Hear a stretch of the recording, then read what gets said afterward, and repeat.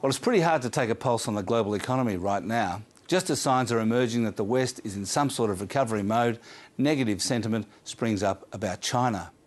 One of the global businesses that has the best sense of what's happening is the giant US outfit GE, which is heavily involved in everything from infrastructure and power generation through to advanced electronics and finance. I caught up with GE's Hong Kong-based head of global operations, John Rice, who was visiting Australia this week. Well, John Rice, China's PMI came out this week, which indicated that the Chinese manufacturing sector is contracting. What's your perspective of what's going on in China? I think there's, like has been well reported, there's going to be less growth in China. The GDP rate has been forecast to come down. I think their target now is 7.5%. We still feel that China for a long, long time is going to be a good place, the world's second largest economy, soon to be the largest. And so we don't really lose a lot of sleep over the fact that the growth rate is 7.5% today, and it was 9 or 10% a few years ago. Does it feel like the growth rate is coming down to below 8% at the moment?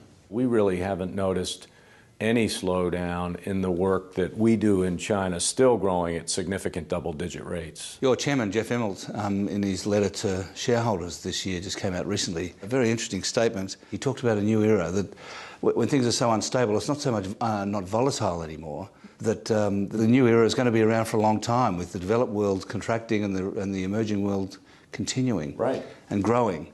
Explain that a bit further. What does the company see as a new era? Well, we see a lot of change, and we see continued turbulence, if you want to call it that. If you look at the Arab Spring last year about this time and what happened in a number of countries, the stability, the ability to kind of predict exactly what's going to happen over the next 1 or 2 or 5 years is very, very difficult. And that really is the new norm. So for companies like ours, we have to be able to adjust and be agile and flexible, not worry about the fact that the situation may not unfold in 2013 exactly like we might have thought in 2011. He also said the US economy could be a pleasant surprise, which seemed to confirm what Goldman Sachs came out with this week, which is this idea that it's a fantastic time to buy equities, and the US economy is going to grow, a surprise on the upside.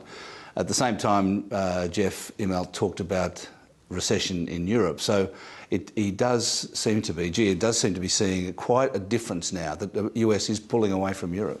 Well, right. I think the U.S. economy is very resilient, and it's got inherent strengths. I worry, and we worry about debt levels in the United States, and the administration is going to have to deal with that one way or the other. But there are fundamental strengths in the U.S. economy which will help it go back to a good growth environment. Would you say that the U.S. economy is out of the woods for the time being?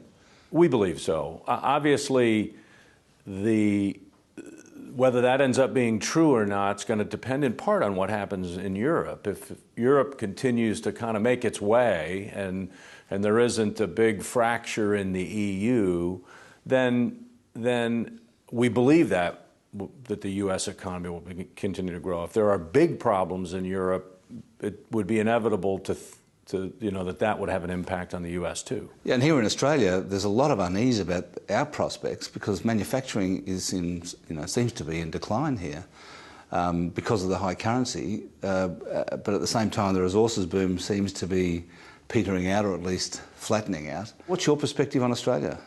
We feel really good about Australia. We love the business we have here.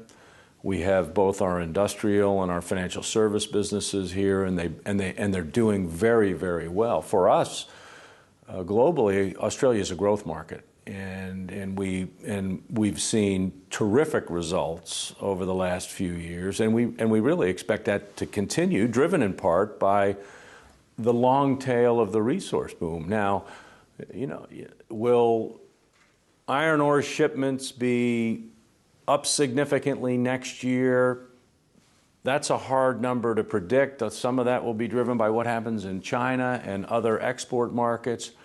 But over the long run, prices of what's in the ground will remain high. It's going to be worthwhile pulling the stuff out and shipping it to other markets, and we think that's going to result in good business. What do you think of Australia's decision to impose a $23 per tonne carbon tax on July the 1st? Look, I think that ends up being a kind of a market thing. I applaud the Australian government for having the courage to go through with it, because I think over the long run the world is going to be better served if there is a cost associated with the production of carbon. And whether it's a tax or some kind of a trading mechanism that allocates resources toward the effort that goes into carbon reduction, the development of new technologies and things like that, we have believed for a long time that you have to have that. It's been great talking to you, John Rice. Thanks very much. Thanks, Alan.